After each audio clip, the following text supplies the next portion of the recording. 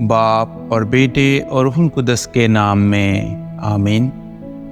ہمارے لیے آج کی تلاوت مقدس پولس رسول کا کرنتیوں کے نام پہلا خط، اس کا چوتھا باب اور اس کی پہلی آیت سے لے کر 5ویں آیت تک۔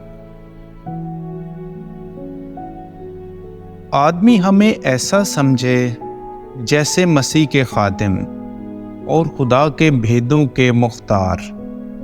پھر مختار میں یہ بات دیکھی جاتی ہے کہ دیانت دار پایا جائے، لیکن مجھے اس بات کی کچھ پرواہ نہیں کہ تم یا کوئی انسانی عدالت مجھے پرکھے، بلکہ میں خود بھی اپنے آپ کو نہیں پرکھتا، کیونکہ میرا ضمیر تو مجھے کچھ ملامت نہیں کرتا، مگر اس سے میں راست باز نہیں ٹھہرتا۔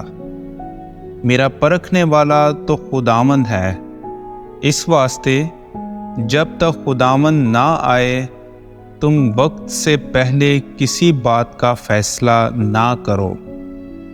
وہی تاریکی کی خفیہ باتیں روشن اور دلوں کے منصوبے ظاہر کر دے گا، تب خدا کی طرف سے ہر ایک کی تعریف ہوگی۔